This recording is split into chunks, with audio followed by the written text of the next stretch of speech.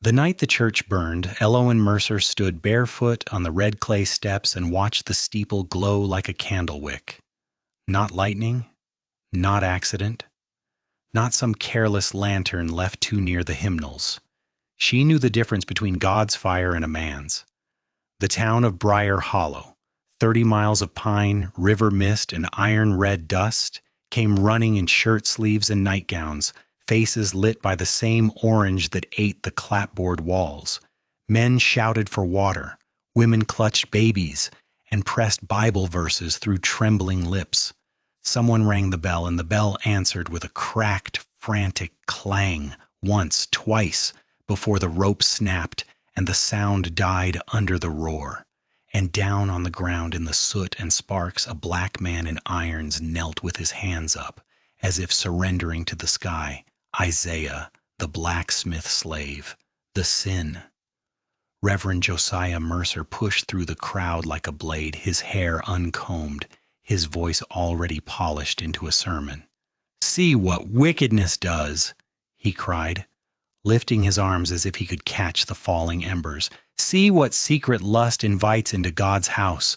The devil has walked in our pews and set his torch to the altar." He turned and pointed, straight at Isaiah, before anyone had even asked a question.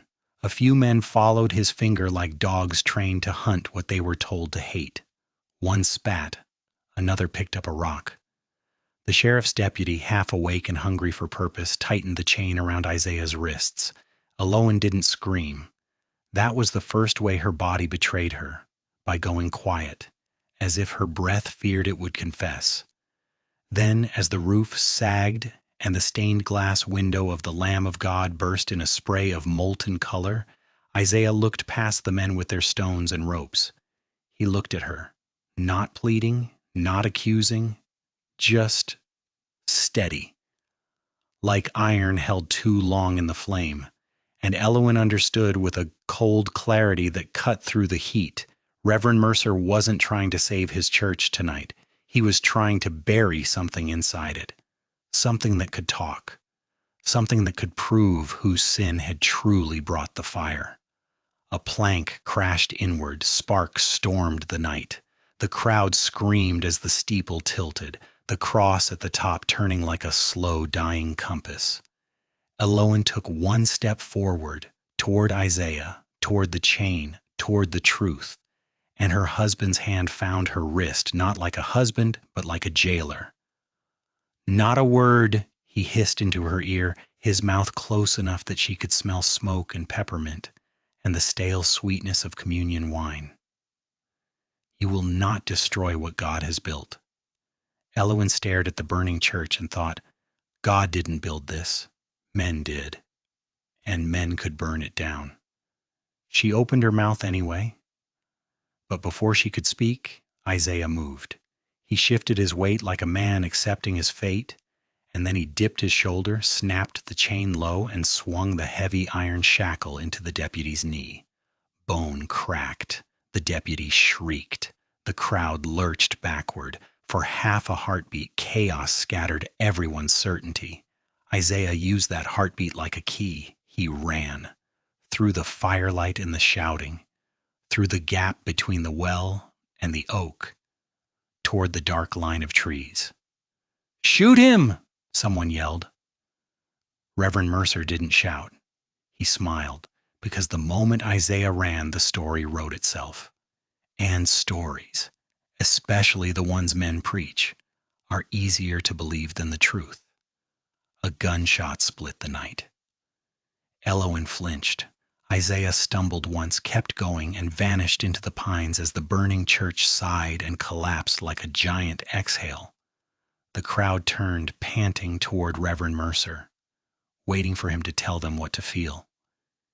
He raised his hands, soot blackening his palms, and spoke soft now, the way he did when he wanted the town to lean in. "Pray," he murmured, "pray that God purges the stain from among us." Eloin looked at him in the firelight and realized the most terrifying thing of all. Her husband had been waiting for this night, and he had been preparing for it longer than anyone knew, including her. 3 months earlier, Briar Hollow had smelled like rain and fresh-cut pine, and the church had still stood whole beneath the summer sun. Eloise Mercer arrived in Briar Hollow as a bride with a trunk full of proper dresses and a heart full of disciplined hope. She'd been raised in Savannah, taught to keep her eyes lowered, her voice measured, her grief private. When Reverend Mercer courted her, he did it with scripture and steadiness, promising a life of purpose instead of a life of waiting to be chosen. He was older by 12 years, already respected, already called Reverend with a tilt of the head. He spoke like a man who never doubted his own righteousness. Eloise mistook that for safety. The parsonage sat beside the church, whitewashed and neat, with a vegetable garden and a single magnolia that dropped waxy petals like slow, delicate tears. Behind the house, a narrow path led to the outbuildings, a chicken coop, a smokehouse, and the forge. Eloise noticed the forge first because it didn't belong with the rest. It looked older than the church, built of heavy stone, its door blackened by years of heat. Iron tools hung on pegs like silent instruments. On the day she first saw Isaiah, he was standing at the anvil, sleeves rolled up, sweat tracing a line down his spine. The iron he held glowed orange. He struck it once, twice, each blow a clean, ringing note that felt like it traveled through the ground and into Eloine's bones. She paused at the edge of the open door, unsure if she was allowed to be there. Isaiah looked up, not startled, not nervous. His eyes were dark, calm, and older than his years. He set the iron down, tongs clinking. "Ma'am," he said carefully, "not too familiar, not too cold." Eloine's throat tightened around a polite reply. "I didn't mean to intrude."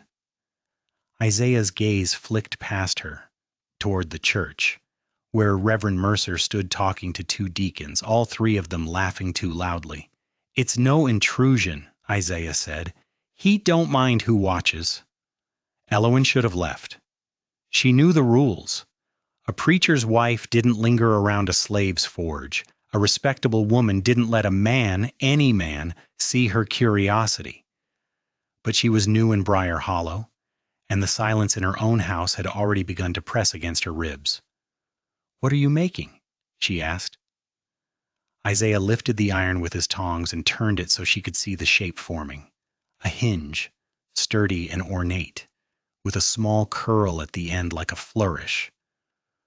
"For the church doors," he said. "Reverend wants 'em to swing smooth. Says the Lord likes a quiet entrance."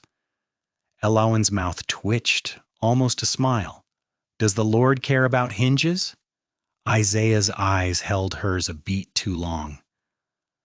"Men who speak for the Lord do," he said softly. A chill ran up Eloine's arms even in the heat. Behind her, Reverend Mercer's voice called out, bright and commanding, "Eloine!" She turned quickly. Her husband crossed the yard, smiling in that public way he wore like a coat. "There you are," he said, taking her elbow, steering her gently but firmly away from the forge. "You mustn't stand in the smoke. It's not good for delicate lungs." Eloine glanced back. Isaiah had already lowered his gaze, his hands busy again as if he'd never spoken. Reverend Mercer's fingers tightened. "That one," he murmured, as if discussing a tool rather than a man. "He's useful, but he forgets his place sometimes. Don't encourage it." Eloine's stomach turned. "He didn't—" Reverend Mercer cut her off with a kiss to her forehead, tender enough to look like affection, controlling enough to feel like a seal. "Trust me," he said. "This town has enough sin without inviting more." It was the first time Eloine heard her husband use the word sin like a weapon. It wouldn't be the last.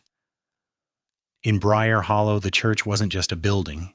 It was the town's spine. On Sundays, the pews filled with linen and sweat, with whispered rivalries and polished smiles. Reverend Mercer preached redemption with a voice that made women weep and men straighten their backs. He spoke of temptation like he'd studied it closely. He spoke of obedience like it was love. Eloine sat beside him, hands folded, a figure of calm devotion. People watched her the way they watched the weather, always ready to comment on any sign of change. Such a blessing, Mrs. Halverson whispered after service the first week, squeezing Elowen's hand. Mrs. Halverson was the richest woman in town, her husband a cotton man with teeth like a trap. She wore grief like jewelry. Her first husband dead, her second always away, her third hope pinned to the church like a brooch. We've needed a proper preacher's wife, she added, eyes sharp. The last one was restless. Elowen didn't know what restless meant in Briar Hollow. She would learn. After service, Reverend Mercer received compliments like offerings. Men patted his back. Women leaned close, letting their perfume and their confessions mingle. Elowen stood nearby, smiling until her cheeks ached.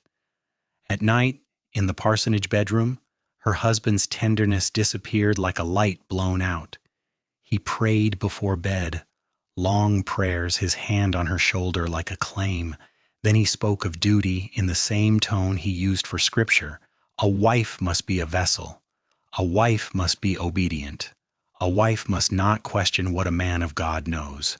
When Elowen flinched at his coldness, he called it weakness. When she tried to talk about loneliness, he called it pride. And when she tried to touch him with genuine affection, he responded like she was asking for something sinful. You must learn, he said one night, turning his face away, that desire is not love. Elowen lay awake in the dark, staring at the ceiling, listening to the distant rhythm of Isaiah's hammer at the forge. Steady, patient, real. She hated herself for noticing it, but noticing was all she had left. The first twist in Briar Hollow's story didn't come with fire. It came with a box. A small wooden box arrived one afternoon from Macon, carried by a boy with a freckled face and a grin too big for the errand. He handed it to Elowen at the parsonage door. From the Reverend's old friend, the boy said, proud to be part of something important. Elowen turned the box over. No name. Just a wax seal stamped with a simple cross. Inside, nestled in straw, was a silver chalice, beautiful, engraved, expensive. Beneath it lay a folded letter. Elowen opened the letter, expecting a donation, a blessing, some congratulatory note. Instead, the first line made her blood go cold. Josiah. We have done as you asked. The papers are gone. Elowen read the sentence twice, the words blurring. The letter continued, written in a neat hand that felt like a knife. No one in Macon will speak of the matter again. Your contribution to the building fund has softened tongues. As for the man, he is secured. He will not cause trouble. Elowen's fingers tightened around the paper. The man. Secured. Her eyes flicked to the window where the forge sat beyond the magnolia tree, smoke curling like a quiet confession into the sky. Footsteps behind her. She shoved the letter back into the box just as Reverend Mercer entered, his coat off, sleeves rolled, looking like a working man, an image he liked to wear when it suited him. What's that? He asked pleasantly. Elowen forced her voice steady. A delivery, a chalice. Reverend Mercer's smile didn't reach his eyes. He stepped forward, took the box, lifted the chalice, admiring it like a prize. Ah, he murmured, God provides. Elowen watched his fingers brush the letter beneath the straw. He paused. Then he looked up at her, still smiling. You didn't read anything you weren't meant to, did you? The question was soft. The threat underneath it was not. Elowen swallowed. No. Reverend Mercer's gaze lingered, measuring her. Then he nodded, satisfied, or pretending to be. Good, he said. A minister's household must be above suspicion. People hunger for scandal the way they hunger for bread. Elowen's heart thudded. Above suspicion. As if suspicion was a storm you could simply rise above by pretending you weren't wet. That night, after her husband fell asleep, Elowen crept downstairs with a candle and opened the box again. She read the letter fully, slowly, letting each line burn into her mind. The papers are gone. The man is secured. She didn't know what it meant, but she knew one thing with absolute certainty. Her husband had secrets older than their marriage, and Isaiah was somehow tied to them. Elowen began watching the town differently. She noticed how people went quiet when Reverend Mercer entered a room, not from reverence but from caution. She noticed how Sheriff Deaton, who drank too much and prayed too little, still tipped his hat to the Reverend like a subordinate. She noticed Mrs. Halverson's eyes on Isaiah whenever he worked near the church, as if she was trying to remember where she'd seen him before. And she noticed how Isaiah carried himself, straight-backed, careful, too controlled for a man who'd been broken the way slavery broke men. One evening, Alawan found herself at the forge again, drawn there by the sound of hammering like a heartbeat. Isaiah was alone, the fire low, shaping something small on the anvil. He looked up as she entered, his expression unreadable. "You shouldn't be here," he said quietly. Alawan's throat tightened. "I know." Isaiah set his tool down. "Folks see, folks talk." Elowen stepped closer anyway, the heat washing over her. "I saw a letter." Isaiah's eyes sharpened, just a fraction. "From Macon?" Elowen froze. "How did you—" "Because that's where he went to fetch me," Isaiah said, voice flat. "Or where he said he fetched me." Elowen's hands curled into fists. "Who are you?" Isaiah stared into the fire, as if the answer was something he didn't like to look at. "My name's Isaiah Cole," he said. "That's the name my mama gave me. I had another name on paper once, too. A name that said I weren't anybody's property." Elowen's breath caught. Isaiah lifted his gaze to her, and for the first time, she saw something raw beneath the calm. "Your husband don't want you asking questions or more," Isaiah said. Elowen's voice shook. "Why?" Isaiah's jaw tightened. "Because answers cost." A spark popped in the coals, sharp and brief. Elowen leaned in, her voice dropping. "If he did something? If he hurt you?" Isaiah's laugh was a harsh whisper. "Hurt? Ma'am, hurt is what this country breathes." Elowen flinched. Isaiah softened just slightly, like a man remembering she was trapped too, just in a prettier cage. "You want to help?" he asked. Elowen nodded, though she didn't know what she was agreeing to. Isaiah held out the small thing he'd been shaping. It was a key. Not a church key, not a simple iron peg. A careful, precise key, the kind made for a lock that guarded something important. Elowen stared at it, pulse racing. "What does it open?" Isaiah's eyes didn't leave hers. "The Reverend's desk," he said, "where he keeps what he's afraid of." Elowen's hands trembled as she took the key. The iron was warm, as if holding a piece of the forge's heart. That was the moment the sin truly began. Not with touch, not with lust, but with a shared decision to step into the truth, even if it burned. Elowen waited 2 days before using the key. 2 days of smiling at church ladies, of pouring tea, of listening to her husband preach about temptation with a voice that made her skin crawl. On the third night, Reverend Mercer left the parsonage after supper, claiming a pastoral visit. Elowen watched him go. Her stomach knotted. When the house fell silent, she moved like a thief. His study smelled of ink, leather, and authority. Shelves of sermons lined the walls, all neatly labeled. His desk sat against the far wall, heavy, locked. Elowen knelt, slid the key into the lock, and turned it. The click sounded louder than thunder.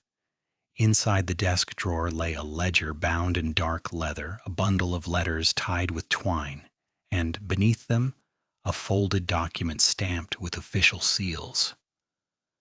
Elowen's hands shook as she opened it. A bill of sale.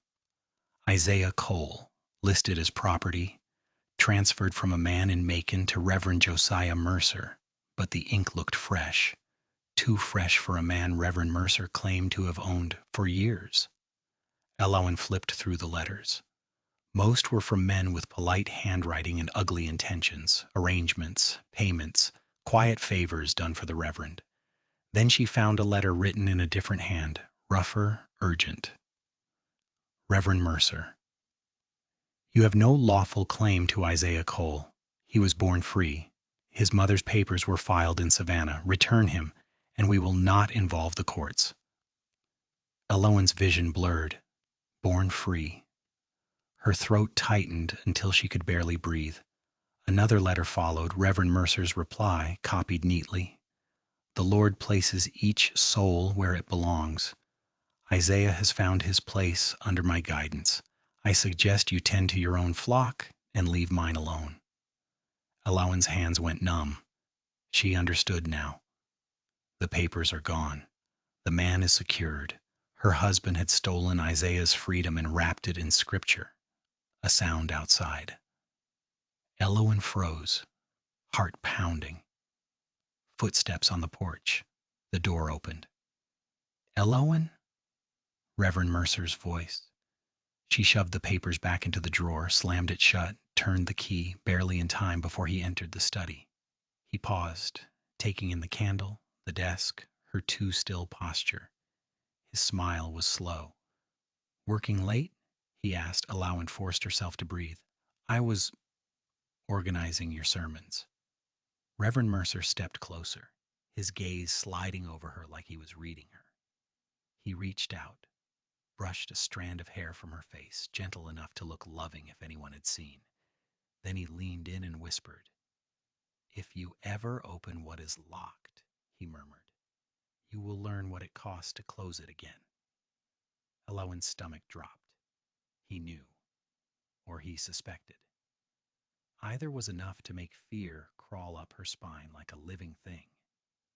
Reverend Mercer kissed her cheek and pulled back. "Come to bed," he said. "A wife needs rest." Eloin followed him upstairs like an obedient shadow, her mind screaming in silence, because now she didn't just know her husband was a liar, she knew he was a thief of souls. And Isaiah's freedom was sitting in a drawer like stolen silver. Eloin tried to stay away from the forge after that. She tried to be the preacher's wife the town demanded, composed, devout, untroubled. But truth doesn't stay quiet once you've heard it. One afternoon a storm rolled in. The air turned heavy, the sky bruised purple. The town hurried to shutter windows and pull laundry from lines. Eloin slipped out to the smokehouse, pretending she needed salt. Instead, she walked the muddy path toward the forge. Isaiah was inside, fire roaring against the dark. He looked up when she entered, and something in his expression shifted. Guarded hope, quickly buried. "You saw it," he said, not a question. Eloin nodded, eyes stinging. "He stole you." Isaiah's jaw flexed. "He call it saving." Eloin's voice broke. "Why didn't you run?" Isaiah stared at the fire. "Where would I run? They catch a man easy in pine country, and if I run, they punish others. Men like him, they got ways to make sure your feet stay tied even when your hands ain't." Eloin stepped closer, rain rattling the forge roof like impatient fingers. "I can help. There are papers, letters, proof." Isaiah's gaze snapped to hers. "Proof don't mean nothing if nobody wants to see it." Eloin swallowed. "Then we make them see." Isaiah studied her, the preacher's wife standing in the forge like she belonged to smoke and iron instead of lace and hymns. "You sure?" he asked quietly. "Because once you step in, you don't step out clean." Eloin thought of her husband's hand on her wrist the night the church would burn, thought of his smile when he spoke of sin. "I'm already stained," she whispered. Isaiah's eyes softened, dangerously so. He reached out not to touch her, but to hold out his palm, soot black and scarred from heat. A question without words. Eloin hesitated only a moment before she placed her hand above his, close enough that she felt the warmth, not close enough to cross the line. That space between their hands felt like a blade's edge. Outside, thunder rolled. Inside, something in Eloin's chest cracked open, and she understood the kind of sin that scares men like Reverend Mercer most. Not lust, not love, defiance. Briar Hollow didn't take long to notice changes. Mrs. Halverson began visiting the parsonage more often, bringing pies and questions. "How are you settling, dear?" she'd ask, eyes bright. "Your husband seems busy. Pastoral work is heavy, I know." Elowen smiled politely, every muscle tight. "He carries his calling with grace." Mrs. Halverson leaned closer, voice lowering. "And the forge. Have you noticed how much time the Reverend spends out there lately?" Elowen's stomach clenched. "He's having Isaiah repair some church fixtures." Mrs. Halverson's smile was thin. "Isaiah, yes? That one has interesting hands?" Elowen felt heat rise in her face. Mrs. Halverson watched it happen, satisfied. "I only mention it," she murmured, "because the last preacher's wife learned the hard way that the devil prefers secret corners." Elowen's voice went cold. "What happened to the last preacher's wife?" Mrs. Halverson's eyes glittered. "She left. In the night. No goodbye, no explanation. Folks said she was unwell." Elowen's blood chilled. She pictured a woman slipping through darkness, running from something the town refused to name, and she wondered for the first time if Briar Hollow's church had been built on ashes before. That night, Elowen couldn't sleep. She slipped downstairs, took a shawl, and stepped onto the porch. The forge glowed faintly in the distance, like an ember refusing to die. Elowen walked toward it, rain-soaked grass whispering under her feet. Inside, Isaiah was there, alone, hammering softly, shaping something small. He looked up at her entrance, then at the darkness behind her, as if expecting Reverend Mercer to appear like a curse. "He watching you," Isaiah said quietly. Elowen swallowed. "I know." Isaiah's eyes narrowed. "Then why you here?" Elowen's voice trembled. "Because I'm afraid." Isaiah set his hammer down slowly. "So am I." Elowen stared at him, surprised by the honesty. Isaiah stepped closer, stopping a careful distance away. "You think fear makes you weak," he said, "but fear is just a warning. It tells you what matters." Elowen's eyes burned. "What matters to you?" Isaiah didn't answer right away, then softly, "Freedom." Elowen nodded. "And what matters to me is not becoming the kind of woman who sits beside evil and calls it God." For a moment the forge was only fire and breath and the sound of rain. Then Isaiah spoke, voice low like a confession. "Reverend ain't just steal my papers. He steal other things too." Elowen's heart jolted. "What things?" Isaiah's gaze flicked to the church, barely visible through the trees. "He keep records," Isaiah murmured. "Money come in for charity. He send it out somewhere else. Men come through town at night. They don't come for prayer." Elowen's skin prickled. Isaiah leaned closer, lowering his voice further. "He part of something," Isaiah said. "Something ugly. And the church is how he hides it." Elowen felt nausea rise. A preacher, a thief, a man with a smile sharp enough to cut. "If we expose him," Elowen whispered, "they'll believe him over us." Isaiah's expression hardened. "Then we don't just expose. We make it impossible to ignore." Elowen's mind raced. Letters, ledger, proof, witnesses. Then she thought of Mrs. Halverson's warning. The last preacher's wife. Left in the night. Elowen swallowed. What if she didn't leave? Isaiah's eyes darkened. "Then we got ghosts in this town too." Elowen stood very still, rain dripping from her hair. And in that moment she realized the truth wasn't just dangerous. It was layered, like kindling, like a fire waiting for one spark. The spark came in the form of a girl named Wren. Wren was 15, the daughter of a deacon, with a face too young for the fear she carried. Elowen found her behind the church one afternoon, crying into her hands. Elowen knelt beside her, gentle. "Wren, what's happened?" Wren jerked back like she'd been struck. Her eyes were red, wild. "I shouldn't be here," she whispered. "I shouldn't be talking to you." Elowen's chest tightened. "Why?" Wren's hands trembled. "Because the Reverend said He said if I told anyone, God would punish my whole family.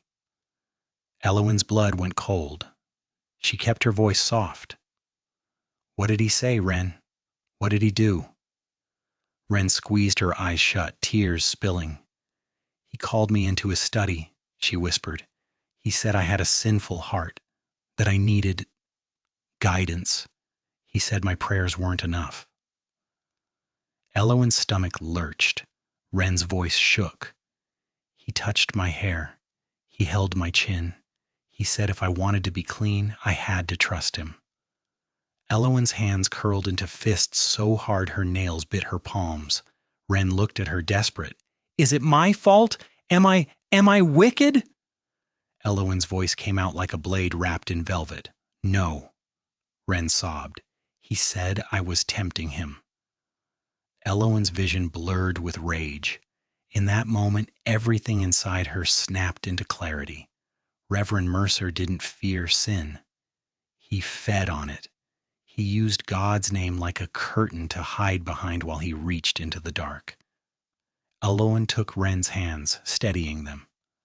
Listen to me, she said firmly. You are not wicked. He is. Wren shook her head frantically. No one will believe me. Elowen swallowed, choosing her words carefully. Then we make them. Wren stared at her, frightened and hopeful all at once. Elowen lowered her voice. Did he leave anything? A letter? A note? Wren hesitated, then reached into her pocket with shaking fingers. She pulled out a small scrap of paper.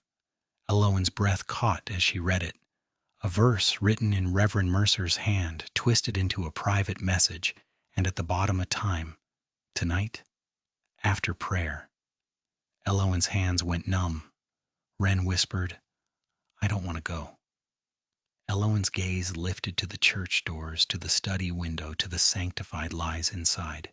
You won't, she said. And she knew, as she said it, that this was no longer about her marriage. This was about a predator wearing a collar. This was about a town that would rather burn than admit the rot in its own church. Elowen stood, heart pounding. She needed Isaiah.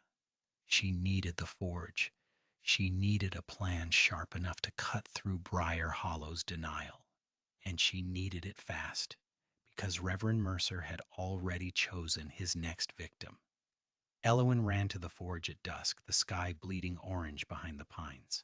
Isaiah looked up as she burst in, breathless, hair loose, eyes blazing. What happened? He asked instantly. Elowen thrust the scrap of paper at him. He's going after Wren. Isaiah's jaw tightened as he read, his hands clenching into fists. Preacher, he muttered, voice thick with disgust. Always hunting! Elowen's voice shook with fury. We have to stop him. Isaiah stared at the fire, thinking fast. Then he looked at her. You want the town to see? He asked. Elowen nodded. Yes. Isaiah's eyes hardened. Then we give 'em a scene they can't preach away. Elowen swallowed. How? Isaiah stepped toward a rack of tools, lifted a thin iron rod, light, flexible, deadly if used wrong. He set it down again, deliberate. We don't hurt nobody, he said. Not unless we got to. But we can trap him. Elowen's mind raced. In his study. Isaiah nodded. In his own holy room. Elowen's breath came quick. But if we accuse him, they'll call her liar, Isaiah said. They'll call you hysterical. They'll call me devil. Elowen's voice went low. Then we need witnesses who can't deny what they see. Isaiah's gaze flicked toward the churchyard. Deacons be here, he said. Men who think they guard God's house. Elowen realized what he meant. If the deacons caught Reverend Mercer in his own sin, they couldn't pretend it was a rumor. They'd have to choose, protect him, or protect their own pride. Elowen's stomach churned. How do we get them there? Isaiah's mouth tightened. Then he spoke like a man striking an anvil. Decisive. You, he said, you tell Mrs. Halverson you got a concern about the Reverend. Folks like her live for concern. Elowen's pulse spiked. Isaiah continued. You tell her you heard noises. You ask her to come pray with you. She'll bring somebody. She always brings somebody. Elowen nodded, grim. And Wren? Isaiah's eyes softened slightly. You keep her safe. Elowen swallowed. And you? Isaiah stared at her, the firelight carving his face into shadow and resolve. I'll be nearby, he said, in case he tried to blame somebody else. Elowen's throat tightened. This was dangerous, for Wren, for Isaiah, for her, but it was already dangerous to do nothing. Elowen nodded once fiercely. Then, before she could stop herself, she reached out and grabbed Isaiah's forearm, solid, warm, alive. Not a lover's touch, a human one, a promise. Isaiah looked down at her hand, then up at her face, and something unspoken passed between them, something that felt like a match struck in the dark. Elowen let go quickly, as if burned, and in that brief contact the sin shifted again, from shared truth to shared need. That night, Elowen played the role Briar Hollow expected. She found Mrs. Halverson outside the church as the last light faded. Mrs. Halverson, Elowen said softly, eyes wide with controlled worry. Could I speak with you? Privately? Mrs. Halverson's face lit with interest disguised as concern. Of course, dear. What is it? Elowen lowered her voice. I've heard things. I didn't want to believe them. But tonight I heard footsteps in the church after prayer. I'm frightened. Mrs. Halverson's eyes gleamed. Footsteps? Elowen nodded, swallowing, as if ashamed. I don't want to accuse anyone, but if something improper is happening in God's house. Mrs. Halverson straightened, already savoring the righteousness of a scandal. We must act. She turned, scanning the yard. Deacon Pike, she called sharply. Deacon Harrow, come here. Two men approached, confused, but obedient to Mrs. Halverson's authority. Elowen kept her face worried, her hands clasped. Mrs. Halverson lowered her voice just enough for theater. Mrs. Mercer has concerns about disturbances in the church after prayer. Deacon Pike frowned. Disturbances? Elowen nodded, forcing a tremble into her voice. I thought perhaps the wind, but it sounded like someone moving. Deacon Harrow's expression tightened. We'll see to it. Mrs. Halverson smiled thinly. We will all see to it. They moved toward the church. Elowen's heart pounded so hard she thought it might expose her all on its own. At the edge of the churchyard she glimpsed Isaiah in the shadow of an oak, his posture still, eyes locked on the building. He gave the smallest nod. Elowen turned away, leading the group up the steps. Inside, the church was dark, smelling of old wood and candle wax.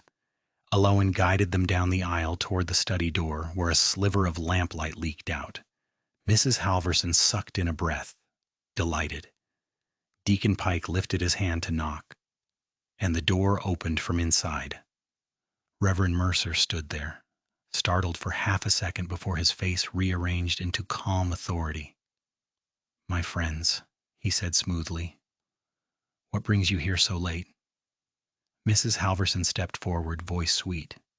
Reverend, we were concerned. We heard there might be disturbances. Reverend Mercer's gaze flicked to Elowen, sharp as a needle. Elowen held his eyes, forcing innocence. Reverend Mercer smiled slowly. Disturbances? In God's house? Then, from inside the study, a small sound, like a suppressed sob. Reverend Mercer's smile faltered. Deacon Harrow's eyes narrowed. Who's in there? Reverend Mercer stepped sideways, blocking the view. No one, only my prayers. Mrs. Halverson's nostrils flared. Then you won't mind if we look? Reverend Mercer's voice hardened, the preacher mask slipping just enough to show the man underneath. This is my private study. Deacon Pike stepped forward, suddenly remembering he had authority too. Reverend, if there's nothing to hide. Another sob. Clearer now. Reverend Mercer's jaw clenched. And Elowen saw it, the moment he calculated. Then he smiled again, wide, bright, deadly. "Very well," he said, and "come, see how foolish rumor makes us." He stepped aside. Deacon Pike pushed past him, and the world cracked open. Wren sat on the floor near the desk, cheeks wet, hands pressed to her mouth. Her dress collar was askew, not scandalously, but enough to show struggle. Her eyes were huge with terror. Mrs. Halverson gasped like she'd been waiting her whole life to gasp at something real. Deacon Harrow's face went white. Reverend Mercer lifted his hands quickly, voice rising into performance. "She came to me in distress. I was counseling her." Wren shook her head violently. "No!" Reverend Mercer cut her off with a thunderous tone. "Wren, child, do not let shame make you lie in God's house." Elowen stepped forward, voice cold. "She is not lying." Reverend Mercer's eyes snapped to her, furious, and then Isaiah's shadow filled the doorway behind them. He didn't enter fully. He didn't need to. His presence alone was a match to dry tinder. Reverend Mercer's face twisted with rage. "Get out!" he hissed. "You have no place here." Isaiah's voice was calm, deadly. "Funny. That's what you told me when you took my freedom." Silence hit like a punch. Deacon Pike blinked. "What did he say?" Reverend Mercer recovered fast. "This man is possessed by bitterness." Isaiah stepped forward just enough for lamplight to touch his face. "I'm possessed by memory," he said, "and by papers you burned." Reverend Mercer's smile became a snarl. "You don't know what you're talking about." Elowen's hands shook.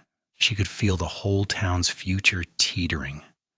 Then Wren whispered, voice small but steady, "He told me God would punish my family if I didn't do what he wanted." Mrs. Halverson went very still. Deacon Harrow's fists clenched. Reverend Mercer's eyes flashed. Dangerous now, no longer pretending. He stepped toward Wren. And Isaiah moved. Fast. A protective shift like a shield. Reverend Mercer froze, realizing he was suddenly outnumbered in his own study. And in that heartbeat, Elowen saw it again. Her husband didn't fear God. He feared witnesses. Reverend Mercer inhaled, then exhaled slowly. His voice went soft, oily. "Elowen," he said, "come here." Elowen didn't move. He tried again, gentler. "My wife is tired. She's been unwell. She's confused. The girl is confused. This is a misunderstanding." Mrs. Halverson's eyes narrowed. "A misunderstanding that leaves a child on the floor in tears?" Reverend Mercer's gaze sharpened. Then he smiled like a man choosing a new tactic. "You want truth?" he said quietly. "Then listen." He pointed at Isaiah. "This man has been lingering around my home," Reverend Mercer said. "Around my wife. He has been whispering poison, filling her mind with rebellion." Elowen's stomach dropped. Reverend Mercer's eyes locked on hers, cruel satisfaction blooming. "And if you think," he murmured, "that a woman's reputation survives such rumors." Elowen felt the noose tighten. This was his plan. If he couldn't deny sin, he'd redirect it. He'd make her the stain. He'd make Isaiah the devil. Mrs. Halverson's gaze snapped to Elowen, hungry.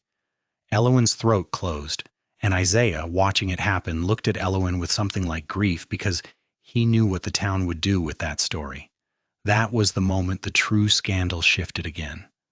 Not what happened in the study, but what Reverend Mercer was willing to claim to save himself. And Elowen realized, with icy dread, if she didn't strike now, he would rewrite her life as a sermon illustration, a cautionary tale, a warning, a corpse. If you're still with me right here, right at the moment the Reverend turns the whole town's gaze onto Elowen, subscribe now, because what happens next isn't just scandal, it's a trap that snaps shut on everyone in Briar Hollow. Elowen's voice came out low, steady, not at all like the trembling preacher's wife Reverend Mercer expected. "Enough," she said. Reverend Mercer blinked, surprised. Elowen stepped forward into the lamplight, shoulders squared. You will not use God to cover what you are. Reverend Mercer's eyes flashed. Elowen! Elowen cut him off. You stole Isaiah's freedom. Deacon Pike's face tightened. Mrs. Mercer? Elowen turned to him, voice sharp. There are papers in his desk, letters. A bill of sale dated months ago. He bought a free man and burned his proof. Mrs. Halverson's breath hitched. Is that true?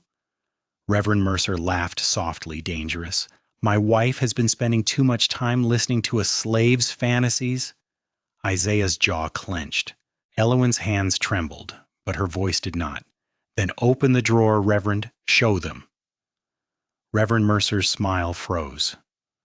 For the first time, the room saw his hesitation. Deacon Harrow stepped forward. Open it.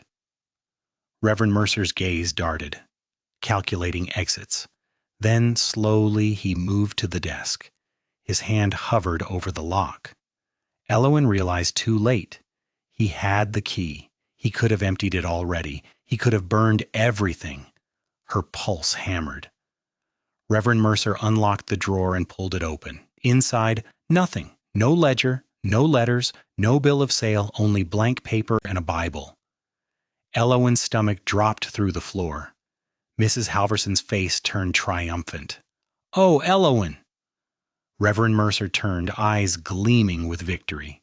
You see, he said softly, this is what happens when a woman lets herself be led by wicked influence. Elowen's mouth went dry. Isaiah's eyes narrowed sharply, as if he'd expected this. Deacon Pike looked uncomfortable, already wanting to retreat into easy certainty.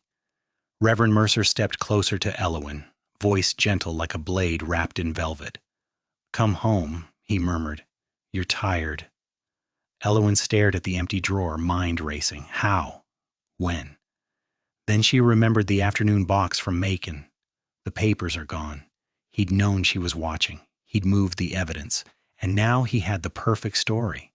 His wife, hysterical, corrupted by a slave. Reverend Mercer glanced at Isaiah, cold. As for you, he said loudly for the deacons to hear, you have overstepped. You have entered my study. You have frightened a young girl. You have tempted my wife. Isaiah's hands clenched. I didn't. Reverend Mercer's voice rose sermon strong. Sin always denies itself. Mrs. Halverson's eyes shone with satisfaction. Reverend, you must protect your household. Deacon Harrow looked torn, but fear won. We should call the sheriff. Wren, still on the floor, whispered hoarsely, He's lying! Reverend Mercer snapped, Child, be silent! Wren flinched. Isaiah's body shifted, anger contained but dangerous. Elowen's chest tightened. If they called the sheriff now, Isaiah would be taken, and Reverend Mercer would have time to finish what he started. On Wren, on Isaiah, on Elowen's life. Elowen's mind flashed to the one thing Reverend Mercer couldn't erase. Not papers, not ink, but the town's eyes. They needed proof that existed outside a drawer, something physical, something that couldn't be moved in a pocket. Then Elowen remembered the chalice, the gift, the building fund, and Isaiah's words. He keep records, money come in, go somewhere else. She looked at the church around them, the altar, the hymnals, the pulpit, and suddenly understood. If Reverend Mercer had hidden his ledger anywhere, it would be inside the church itself. Because the safest hiding place was always the thing people refused to suspect. Elowen's gaze lifted to the pulpit. Reverend Mercer followed her eyes, and for a fraction of a second panic flickered across his face. Elowen saw it, and she knew the ledger wasn't gone. It was near, and Reverend Mercer would burn the whole building before letting anyone find it. The sin wasn't just a secret affair, it was corruption, theft, abuse, wrapped in scripture. Elowen stepped back slowly, voice soft. You're right, she said, forcing herself to sound defeated. I'm tired. Reverend Mercer smiled, relieved. Elowen turned to Mrs. Halverson, lowering her gaze like a humbled wife. I apologize, she murmured. I let fear lead me. Mrs. Halverson patted her arm with smug pity. Of course, dear. Reverend Mercer's hand found Eloin's elbow again, steering her out. As they left the study, Isaiah's eyes met hers. Eloin couldn't speak, but her look said one thing clearly. Not tonight. But soon. Reverend Mercer guided her down the aisle, out of the church, into the night air. His voice was low, venomous. You will regret this, he whispered. Eloin didn't respond, because now she knew the shape of the war, and she knew the church was going to be the battleground. Over the next weeks, Reverend Mercer tightened control like a rope. He didn't beat Eloin. He didn't need to. He isolated her. He kept her busy with church duties. He ensured she was never alone with anyone who might ask questions. He also watched Isaiah constantly. Isaiah still worked the forge, but now a deputy lingered nearby, pretending to help, really there to remind Isaiah of chains. Wren stopped coming to church for a while. Her mother said she was ill. Her father avoided Eloin's eyes. Mrs. Halverson hovered like a vulture in lace, visiting often, offering support that felt like surveillance. You must be careful, dear, she'd murmur. People talk. Eloin smiled until her cheeks hurt. At night, Reverend Mercer prayed louder, longer, as if he could drown Eloin's thoughts with God's name. And once late one evening, Eloin found him in his study, writing by lamplight. She paused in the doorway, heart thudding. He looked up slowly and smiled. I've been thinking, he said softly, about what you accused me of. Eloin forced her voice steady. I was mistaken. Reverend Mercer's eyes gleamed. Were you? Eloin's stomach tightened. Reverend Mercer stood, walked toward her, and placed a hand on her cheek. Gentle, intimate, horrifying. You are my wife, he murmured, and the world believes what I say you are. Eloin swallowed. Reverend Mercer leaned in. If you ever embarrass me again, he whispered, I will make you a lesson. Eloin's breath hitched. He pulled back, smiling again like the threat was a blessing. Then he turned and opened a cabinet Eloin had never seen him open. Inside, wrapped in cloth, was a stack of ledgers. Eloin's pulse spiked. Reverend Mercer lifted the top ledger, flipped it open casually. Ink, names, numbers. Eloin saw, in a flash, entries marked donations, charity, building fund, and then beside them payments to men whose names Eloin didn't recognize, and one word repeated like a stain: transport. Reverend Mercer closed the ledger with a soft thud. You see, he murmured, there's much you don't understand. Eloin's throat went dry. What is that? Reverend Mercer smiled wider. God's work, he said. Then he lowered his voice. And if you ever try to steal it from me, I will burn you with it. He slid the ledger back into the cabinet and locked it. Eloin stood frozen. Now she knew where the evidence lived, and now she knew something else. Reverend Mercer was not just corrupt. He was connected. And whatever transport meant, it wasn't holy. Eloin left the study with her skin crawling. In the kitchen, she pressed her hands to the counter, breathing hard. Her eyes drifted out the window to the forge, where Isaiah's silhouette moved like a shadow against fire. Eloin realized with a sick twist of fate, the church wouldn't burn because of love. It would burn because Reverend Mercer would rather destroy God's house than let God's truth out. Eloin needed allies. But Briar Hollow was built to punish women who asked for them, so she chose the one ally she already had, quiet, dangerous, and forged in truth. Isaiah. One late afternoon, Eloin slipped out with a basket as if going to gather herbs. She walked to the forge. Isaiah looked up, wary. Eloin, he murmured. He rarely used her name. When he did, it felt like a line drawn. I saw them, she whispered, stepping inside. The ledgers. Isaiah's eyes sharpened. Where? In his study cabinet, Elowen said. Locked. Isaiah's mouth tightened. Locks can open. Elowen hesitated. If we take them, he'll know. Isaiah's gaze held hers. He already know you ain't his. Not in your mind. Elowen's throat tightened. Isaiah stepped closer, lowering his voice. We need copies, he said, or we need a way to make folks see it before he can deny. Elowen's heart pounded. How? Isaiah glanced at the forge tools. Ink burns, he murmured, but iron lasts. Elowen didn't understand. Isaiah reached behind the anvil and pulled out a small metal stamp, like the kind used to mark barrels. On its face was an imprint, a symbol Elowen didn't recognize. Not a cross, not a letter, a mark. A brand, Elowen whispered. Isaiah's face hardened. Not for skin, he said quickly, disgusted. For crates, for shipments. Elowen's blood chilled. You've seen it? Isaiah nodded. On wagons come through at night. Men don't sing hymns on them wagons. Elowen's chest tightened. What are they carrying? Isaiah's eyes went distant, jaw clenched. People, he said softly. Runaways, stolen ones. Ones they sell south, ones they call property. Once they get far enough, nobody asks questions. Elowen felt nausea hit hard. Her husband, Reverend Mercer, was part of stealing human beings, and he called it God's work. Elowen's hands shook. We have to stop him. Isaiah's voice was low, fierce. Then we need proof you can't hide in a drawer. He held up the stamp. This mark, he said.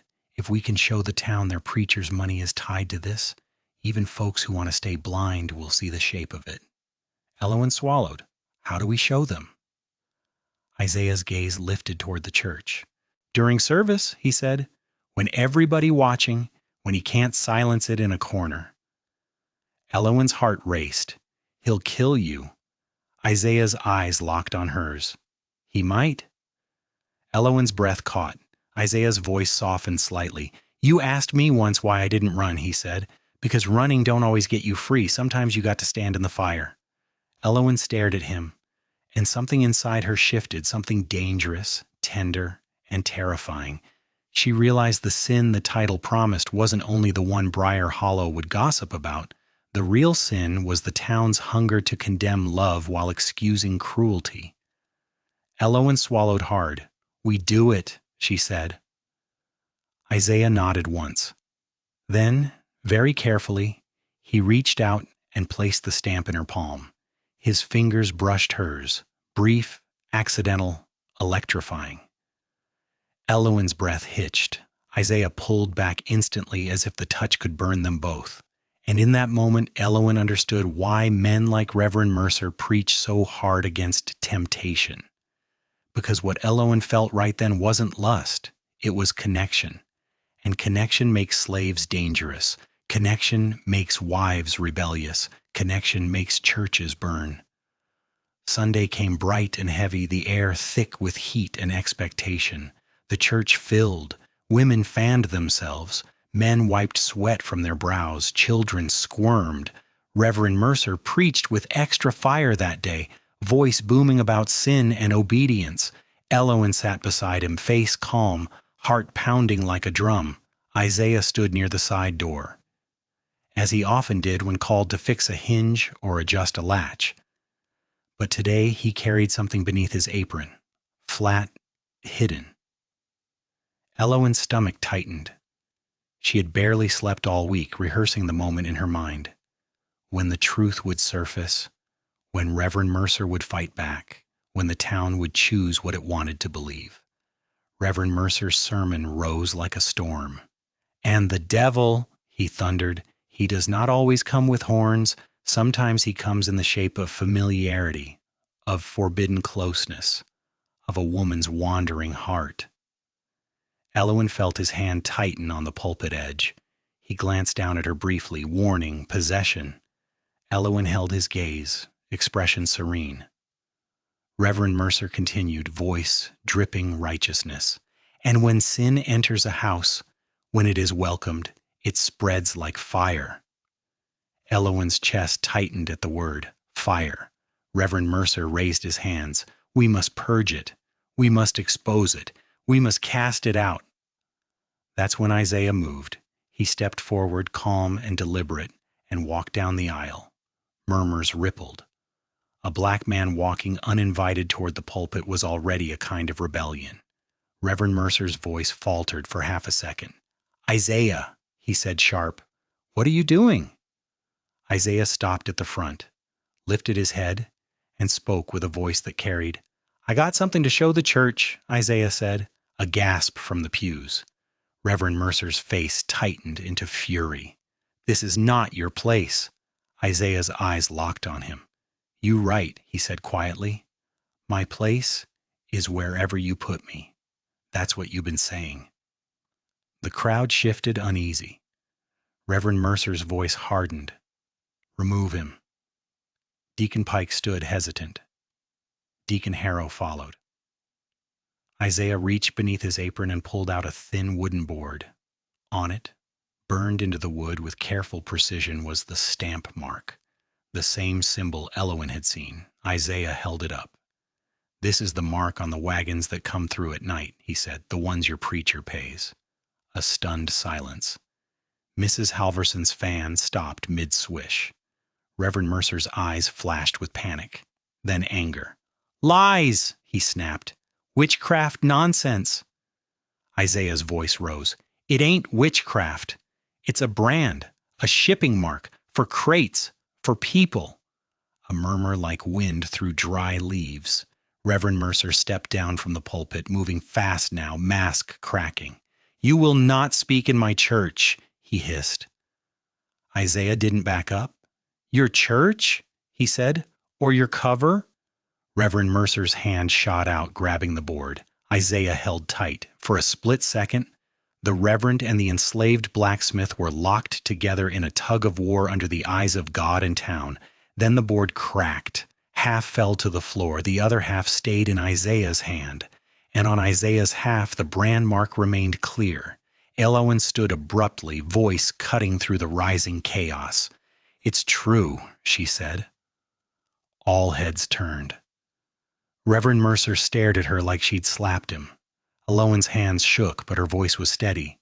He has ledgers, she said, locked in his study.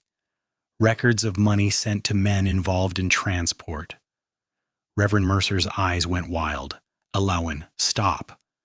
Eloin stepped forward, trembling with rage and fear. You stole Isaiah's freedom, she said, and you hide behind Scripture while you steal others too. A gasp from the pews. Mrs. Halverson rose slowly, eyes sharp. Is this true, Reverend? Reverend Mercer's face contorted. Then he did what he always did when cornered. He attacked. He pointed at Isaiah. This man has bewitched my wife, he snarled. He has filled her with filthy thoughts. Eloin flinched as whispers exploded. There it was. The scandal the town wanted. Not corruption, not trafficking, not abuse. A preacher's wife bewitched by a slave. A sin they could understand, condemn, and punish without challenging their world.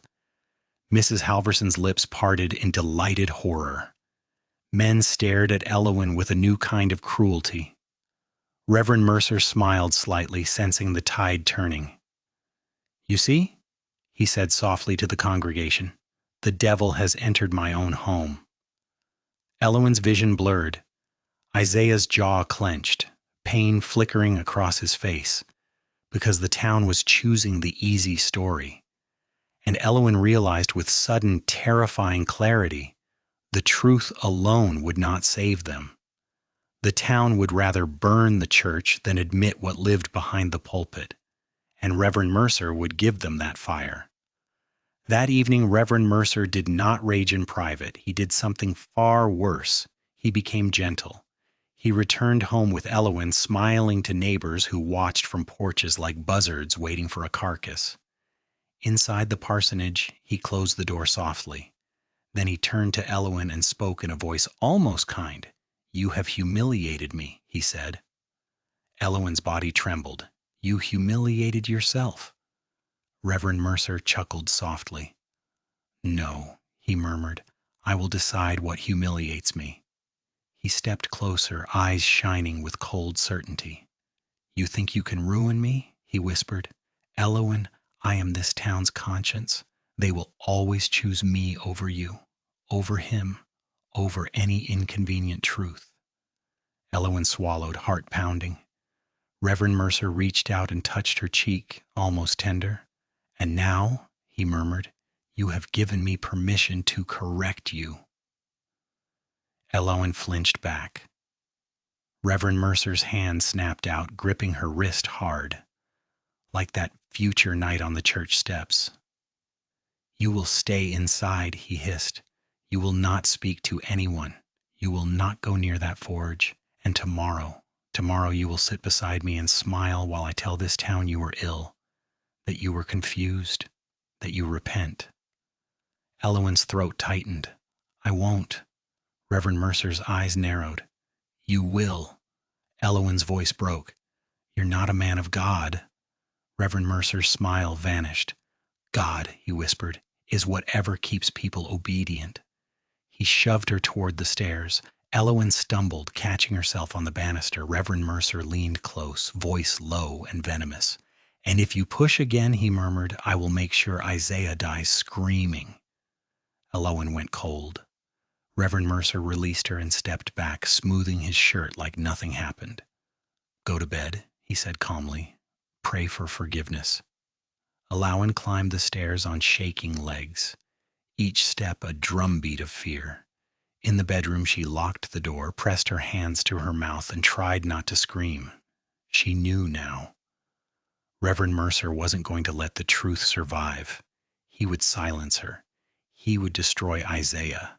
And if the church had to burn to erase the evidence and turn the town's rage toward a convenient scapegoat, then the church would burn. Eloin stared into the dark and realized she had one move left: to strike first. Before dawn, Eloin slipped out of the parsonage with a shawl and bare feet, moving like a ghost. She ran to the forge. Isaiah was already awake, stoking the fire as if sleep had become a luxury he couldn't afford. He looked up, eyes widening at her face. He's going to kill you, Eloin whispered. Isaiah's jaw tightened. I know. Eloin's breath shook. He's going to burn everything, the ledgers, the church. He'll blame you. Isaiah's eyes narrowed. Then we don't let him write the ending. Eloin's voice broke. How? Isaiah stared at the fire, then at the tools, then at her. Freedom papers, he murmured it. If we can get my papers back, we can run. We can get to Savannah. Courts there might listen. Eloin swallowed. He burned them. Isaiah's gaze sharpened. He burned copies. Men like him keep originals. They like power too much to destroy it fully. Eloin's heart pounded. Where would he keep them? Isaiah's eyes flicked toward the church. In the one place nobody would search, he said quietly. Eloin's blood chilled. The pulpit? Isaiah nodded. Or under the altar. Eloin's stomach twisted. We have to go now. Isaiah grabbed a lantern, doused it so it barely glowed. They moved through the fog toward the church, silent as thieves. Inside, the church smelled of old hymns and lies. They crept to the altar. Isaiah knelt, ran his fingers along the wood, searching for a seam. Eloin held her breath. A click. A hidden panel slid open. Inside was a bundle wrapped in oilcloth. Isaiah's hands shook as he pulled it out, unwrapped it. Papers, seals, ink. He opened the top document, eyes scanning fast, his breath hitched. Eloin leaned in, heart pounding. Isaiah's lips parted, voice barely a whisper. My mama's papers, he breathed. Freedom certificate, Savannah. Eloin's eyes filled with tears. They had it. Proof that couldn't be preached away. Isaiah clutched the papers to his chest like they were his own heartbeat. Then a sound, soft behind them, a floorboard creak. Eloin froze, lantern trembling. Isaiah turned slowly. Reverend Mercer stood in the aisle, dressed already, hair neat, eyes gleaming. He smiled. I wondered how long it would take, he murmured. Eloan's blood ran cold. Reverend Mercer stepped forward, voice soft like poison. Did you truly think, he whispered, that I wouldn't anticipate betrayal in my own house of God? Isaiah's body tensed, papers clenched tight. Reverend Mercer's gaze locked on the bundle. Give me that, he said calmly. Isaiah's voice was low. No. Reverend Mercer sighed, almost sad. Then you leave me no choice. He lifted his hand. From the shadows near the side door, two men stepped out, deputy and sheriff, guns in hand. Eloan's stomach dropped. Reverend Mercer had staged this, a trap inside the church. He wanted them caught at the altar like thieves. He wanted the story. The slave breaking into God's house, seducing the preacher's wife into sin. He wanted their hands on the evidence so he could call it stolen. Reverend Mercer smiled wider. See, he murmured to the sheriff, the devil right at the altar. The sheriff's eyes were cold. Put him in irons. Isaiah's jaw clenched. Eloan's mind raced. If Isaiah was taken now, the papers would vanish again. If she stayed silent, the town would eat Isaiah alive, and Reverend Mercer would go on preaching, burning, stealing. Eloan's voice came out sharp.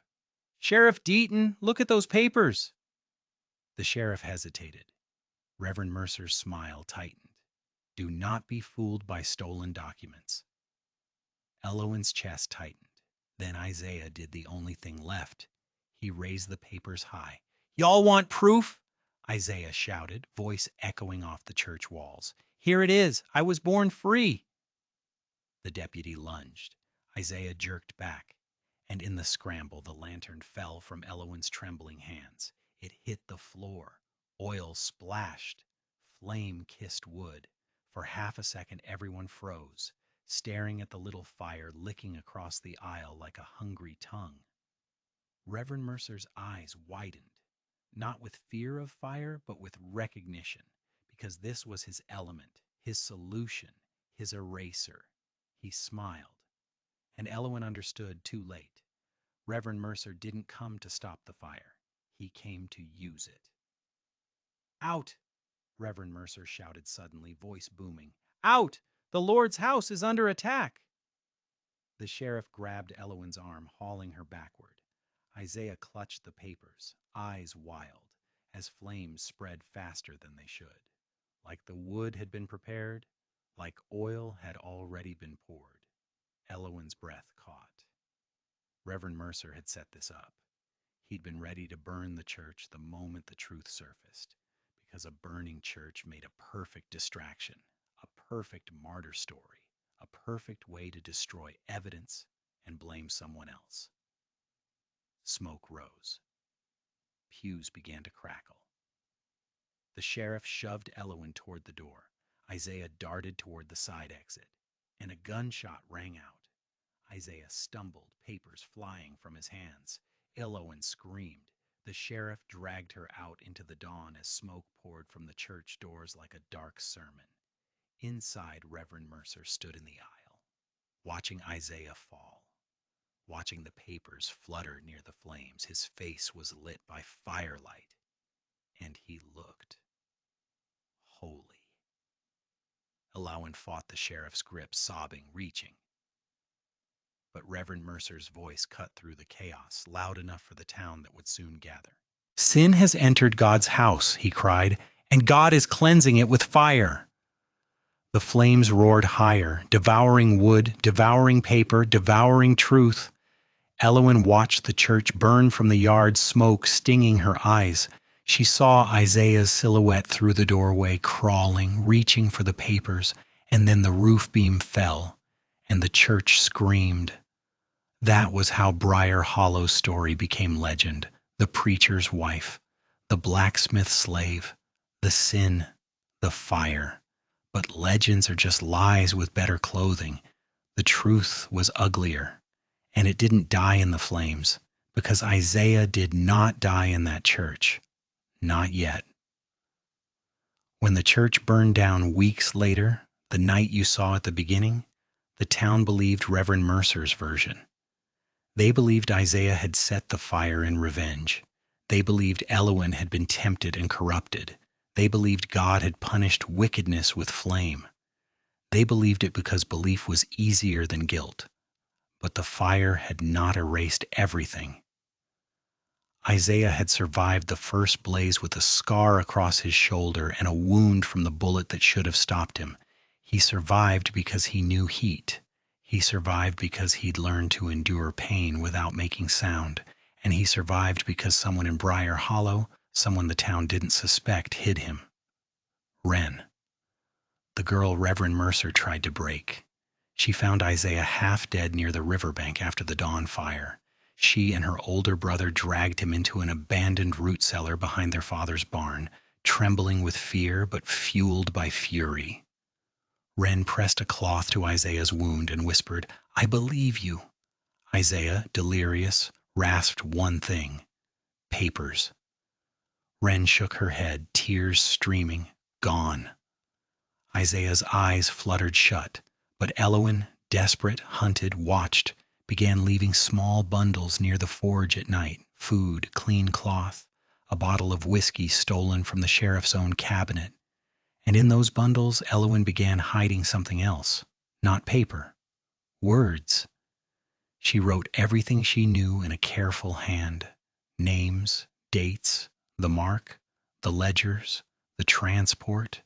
She wrote it not as accusation but as confession, because confessions survive fire better than ledgers do when they live in many hands. She slipped those pages to Wren. Wren copied them. Wren gave copies to 2 women who'd once whispered about the last preacher's wife, and those women, hungry for truth as much as scandal, began passing them like prayer slips. Soon, Briar Hollow had a secret gospel, not Reverend Mercer's, Elohim's, and Reverend Mercer sensed it. That was why, on the night the church burned the second time, the night you saw first, he wasn't surprised. He was furious, because someone had taken his weapon, fire, and turned it against him. The second fire began with a whisper through town. A letter had arrived from Savannah, a man from the courts, a question about Isaiah Cole, a demand for explanation. Reverend Mercer heard it and felt the floor tilt under him, because even without papers, a court inquiry meant someone, somewhere, still remembered Isaiah's name, and names are dangerous. That day, Reverend Mercer preached harder than ever, sweat shining on his forehead. He spoke of rebellion. He spoke of women's deceit. He spoke of the devil creeping into households. He looked at Elohim the whole time. When service ended, he walked her home with a hand clamped on her elbow, smiling at neighbors like a man leading a cherished wife. Inside the parsonage, his smile vanished. "You have been writing," he hissed. Elohim's stomach dropped. Reverend Mercer stepped closer, eyes wild. "You think I don't know? You think I don't smell betrayal in my own house?" Elohim forced her voice steady. "I don't know what you mean." Reverend Mercer's hand shot out, grabbing her wrist hard. "You will stop," he snarled, "or I will stop you." Elohim's voice went quiet. "You already tried." Reverend Mercer's eyes narrowed. Elohim stared back, fear and fury mixing into something like steel. "You can burn buildings," she whispered, "but you can't burn what people have already seen." Reverend Mercer's face twisted. Then he smiled, slow, cold. "Oh," he murmured, "but I can burn what they think they saw." That night, Reverend Mercer left the parsonage after supper, claiming prayer. Elohim watched him go, heart pounding. She knew what he was going to do. He was going to destroy whatever remained: the forge, the root cellar, Wren, Isaiah, any ember of truth. Elohim moved fast. She slipped out into the night, ran to Wren's house, and pounded softly on the back door. Wren opened it, eyes wide. "Elohim?" she whispered. Elohim's voice shook. "He's coming." Wren's face went pale. "Isaiah." "I know," Elohim said. "You have to move him." Wren nodded, trembling. Where? Elowen's mind raced. Then she thought of the only place Reverend Mercer believed belonged to him completely, the church. Or what was left of it after the first fire had been rebuilt, fresh wood, fresh paint, fresh lies. Reverend Mercer never suspected anyone would hide truth inside his own sanctuary again. Elowen swallowed. Under the church, she whispered. There's a crawl space near the back, the old foundation stones. Hide him there. Wren stared. That's dangerous, Elowen finished. Everything is. Wren nodded, tears shining. Okay. Elowen grabbed her hands. Listen, she whispered. If anything happens tonight, if you hear shouting, run. Don't look back. Wren swallowed hard. What about you? Elowen's throat tightened. She thought of Isaiah's calm eyes in the firelight. She thought of her husband's hand like a chain. She thought of Briar Hollow's hunger for a scandal they could punish instead of a truth they'd have to own. I'm going to the church, Elowen whispered. I'm going to end this. Wren's eyes widened. How? Elowen's voice was steady now, steel forged in fear. With his own sermon. Elowen went to the church alone. She carried a lantern and a small bottle of oil from the kitchen. Not for arson, for bait. Because Reverend Mercer couldn't resist a fire he could control. Inside the church was dark, quiet, smelling of fresh wood and old smoke. Elowen walked down the aisle, lantern low. She set the oil bottle near the pulpit where it would be seen. Then she stepped back into shadow and waited. Minutes passed, her heart hammered. Then the door creaked. A silhouette entered. Reverend Mercer. He moved quietly confident, like a man coming to meet his own sin. He saw the oil. He smiled. Elowen, he murmured into the darkness. Come out. Elowen stepped into the lamplight. Reverend Mercer's eyes gleamed. So, he whispered, you finally accept your nature.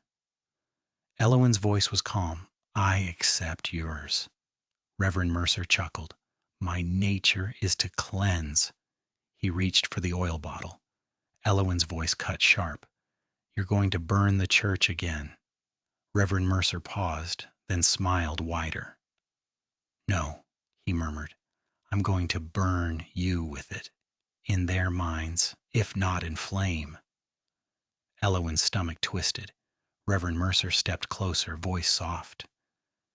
You know what they'll believe, he whispered.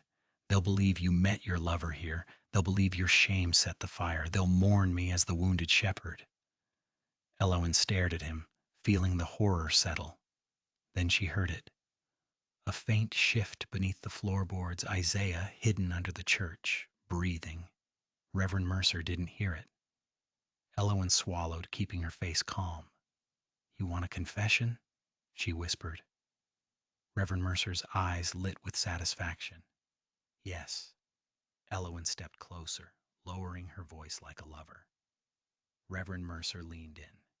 Elowen's whisper was not what he expected. You killed the last preacher's wife, she murmured. Reverend Mercer froze. Elowen watched his face. Watched the mask crack just a hair. Reverend Mercer's voice went low, dangerous, careful. Elowen's eyes burned. She didn't leave, Elowen whispered. Did she? She found out what you were, and she disappeared. Reverend Mercer's jaw tightened. Elowen pushed, voice shaking with controlled fury. How many women have you called sinful so you could silence them? Reverend Mercer's hand shot out, gripping her wrist hard. You will not say her name. Elowen's breath hitched, pain sharp. Reverend Mercer leaned close, eyes cold. You don't understand, he hissed. Women ruin men with rumors. I protect God's work. Elowen stared at him. You protect yourself. Reverend Mercer's smile vanished. For a second, his face was naked. Rage, fear, hunger for control. Then he lifted the lantern slightly. You came here to die, he whispered. Elowen's heart pounded, and that was when a voice rose from beneath the church floor, low, steady, like iron struck once. No, Isaiah called. She came here so folks could hear the truth. Reverend Mercer's head snapped toward the sound, eyes widening. Elowen felt a rush of fierce relief. Isaiah's voice rose again from below, echoing through the floorboards. "You want confession?" he called. "Then confess what you did. Confess what you hide." Reverend Mercer's face twisted with fury. "You should be dead." Isaiah's voice was calm. "You ain't God." Reverend Mercer's grip tightened on Elowen's wrist. Elowen cried out softly, not from pain, but to draw attention, because outside she heard it. Footsteps, voices, people. Wren had done it. She had brought the town, quietly, quickly, under the guise of smoke, of fear, of disturbance. Briar Hollow was gathering again at the church doors. Reverend Mercer heard it too. Panic flashed. He looked down at the oil, the lantern, the perfect story slipping away. His eyes went wild, and he chose the only ending he knew: fire. Reverend Mercer jerked the lantern forward. Elowen yanked her wrist free, stumbling back. The lantern tipped, oil spilled, flame leapt. The church caught like dry prayer. Outside, the doors burst open and townspeople screamed as smoke rolled out. Reverend Mercer shouted, "The devil is here! The devil!" But his voice was swallowed by the roar. Elowen ran, coughing, toward the aisle. The floorboards near the back shifted. Isaiah pushed up from the crawl space, emerging like a man reborn from ash, his shoulder bandaged, his face set. People gasped at the sight of him alive. Reverend Mercer saw Isaiah rise, and something in him broke. He lunged, not at Isaiah, but at Elowen, hand grabbing her wrist again like a chain. "If I fall," he hissed, "you fall with me." Elowen stared at him, eyes blazing. Then she did the one thing Reverend Mercer never expected. She spoke the truth loudly, in front of everyone, while the church burned. "He stole Isaiah's freedom," Elowen shouted. "He trafficked people through this town. He preyed on our daughters, and he set this fire." The crowd froze, horror rippling. Mrs. Halverson screamed, "Liar!" Wren shouted back, voice raw. "He tried to break me." A chorus of shock, a fracture in belief. Reverend Mercer's face contorted. He tightened his grip on Elowen, dragging her toward the flame as if to make her part of the spectacle. Isaiah moved fast. He grabbed a fallen piece of timber and slammed it into Reverend Mercer's arm, knocking him back. Reverend Mercer stumbled, furious, coughing. For a moment the preacher stood in the burning church, surrounded by people staring at him like they were seeing his face for the first time. And then, because pride is a kind of blindness, Reverend Mercer lifted his arms and shouted, "I am God's chosen. You will not." A beam cracked overhead. The ceiling groaned. The church answered the lie with fire. The beam fell. Reverend Mercer tried to run, but smoke choked him. Heat swallowed him. His own sanctuary became his trap. He stumbled toward the door, face blistering, eyes wide with disbelief. Elowen watched him. This man who'd used God like a weapon, reduced to a terrified human being, and she felt no joy, only a grim, aching justice.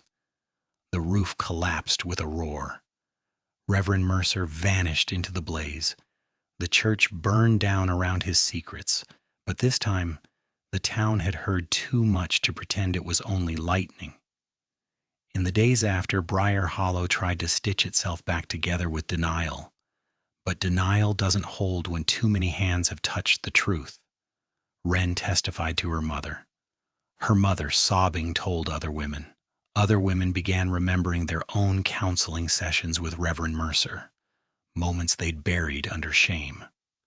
The sheriff, terrified of being implicated, tried to say Reverend Mercer acted alone, but the mark, the shipping stamp, began appearing in whispered conversations. Men who'd once laughed too loud started avoiding eye contact.